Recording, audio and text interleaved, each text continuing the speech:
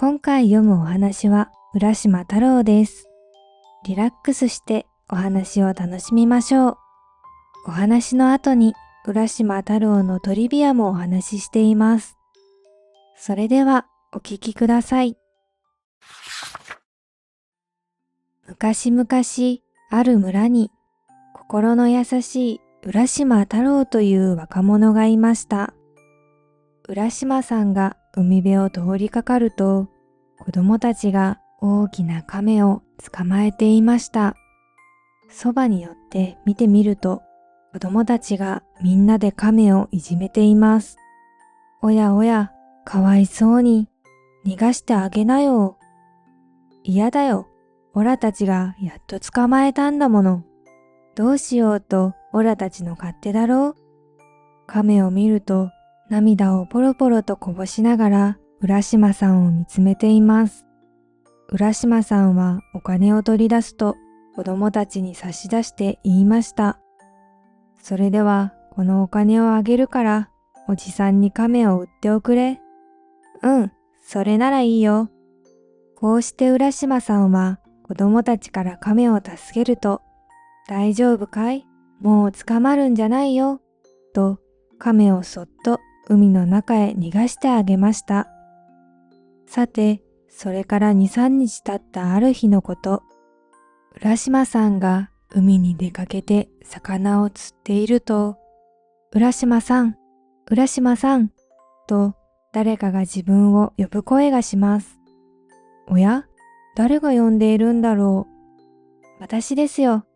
すると、ひょっこりと海の上に亀が頭を出して言いました。この間は助けていただいてありがとうございました。ああ、あの時の亀さん。はい、おかげで命が助かりました。ところで浦島さんは竜宮へ行ったことがありますか？竜宮？さあ、竜宮ってどこにあるんだい？海の底です。え？海の底へなんか行けるのかい？はい、私がお連れしましょう。さあ、背中に乗ってください。亀は浦島さんを背中に乗せて海の中をずんずんと潜っていきました。海の中には真っ青な光が差し込み、昆布がゆらゆらと揺れ、赤やピンクのサンゴの林がどこまでも続いています。わあ、綺麗だなあ。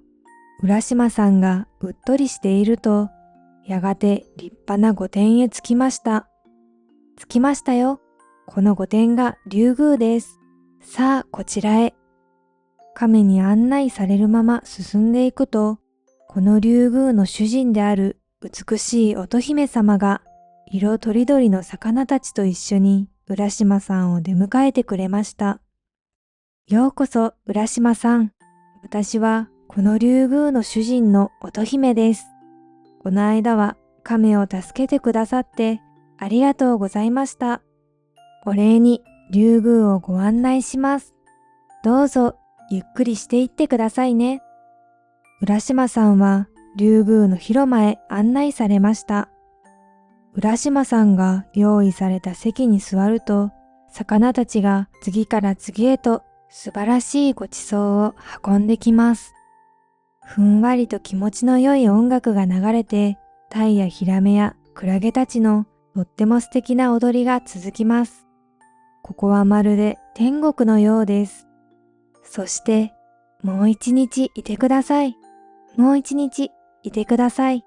と、乙姫様に言われるまま竜宮で過ごすうちに3年の月日が経ってしまいました。ある時、浦島さんははっと思い出しました。家族や友達はどうしているだろう。そこで浦島さんは乙姫様に言いました。乙姫様、今までありがとうございました。ですが、もうそろそろ家へ帰らせていただきます。帰られるのですか？よろしければこのままここで暮らしては。いいえ、私の帰りを待つ者もおりますので。すると乙姫様は寂しそうに言いました。そうですか。それは名残惜しいです。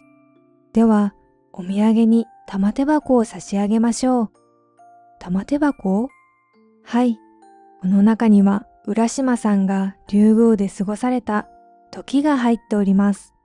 これを開けずに持っている限り、浦島さんは年を取りません。ずーっと今の若い姿のままでいられます。ですが、一度開けてしまうと、今までの時が戻ってしまいますので、決して開けてはいけませんよ。はい、わかりました。ありがとうございます。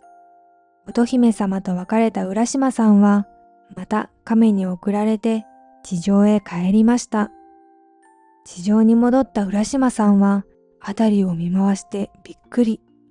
おや？わずか3年で随分と様子が変わったな。確かにここは浦島さんが住んでいた場所ですが、なんだか様子が違います。浦島さんの家はどこにも見当たりませんし、出会う人も知らない人ばかりです。私の家はどうなったのだろう。みんなはどこかへ引っ越したのだろうか。すみません。浦島の家を知りませんか？浦島さんが一人の老人に尋ねてみると、老人は少し首をかしげて言いました。浦島？確か浦島という人なら、700年ほど前に海へ出てから帰らないそうですよ。え？老人の話を聞いて浦島さんはびっくり。竜宮の3年はこの世の700年にあたるのでしょうか。家族も友達もみんな死んでしまったのか。がっくりと肩を落とした浦島さんは、ふと持っていた玉手箱を見つめました。そういえば、乙姫様が言っていたな。この玉手箱を開けると、時が戻ってしまうと。もしかして、これを開けると、自分が暮らしていた時に戻るのでは？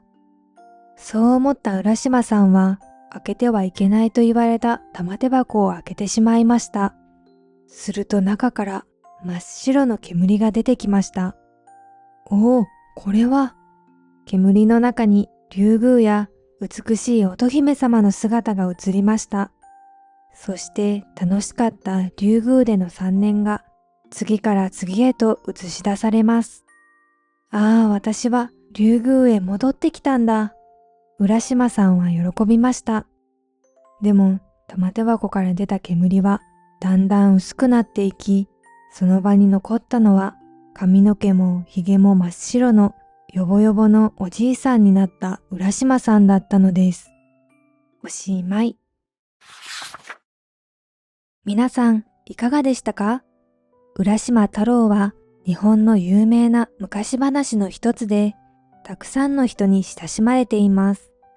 最後に浦島太郎についてのトリビアを6つご紹介します。1、実はかなり古い話。浦島太郎の元の話は、日本書紀や万葉集という約1200年以上前の本にすでに登場しています。トリビア2つ目。元の話では亀ではなくワニという説もある。ここで言うワニは現代のワニではなく大きな魚や怪獣のような存在だったと考えられています。トリビア3つ目。竜宮城は死後の世界？竜宮城はただの水中の楽園ではなく、常世と呼ばれる神話的な死後の世界を表しているとも言われています。浦島太郎が戻った時に時間が大きく経っていたことから、時間の流れが異なる異世界イコールあの世と解釈されることもあります。トリビア4つ目。玉手箱の中身は何？はっきりとは語られていませんが、玉手箱は人間界に戻ることへの代償として与えられたとも言われています。中から煙が出て浦島太郎が老人になるシーンは、過ぎた時間の重さや約束を破ることへの代償を象徴していると考えられています。トリビア5つ目。明治時代に教育用に変更された。浦島太郎の物語は明治時代に国語の教科書などに採用されより道徳的で教育的な内容に書き換えられました。それより前のものはもっとファンタジーさが強かったり、悲しいお話だったりしました。トリビア6つ目、乙姫は実は。乙姫は海の神、渡積の神の娘とも言われていて、日本神話の神々とつながっている可能性もある神秘的な存在です。以上、6つのトリビアを紹介しました。皆さんの感想をぜひコメント欄で教えてください。それでは次回のお話もお楽しみに。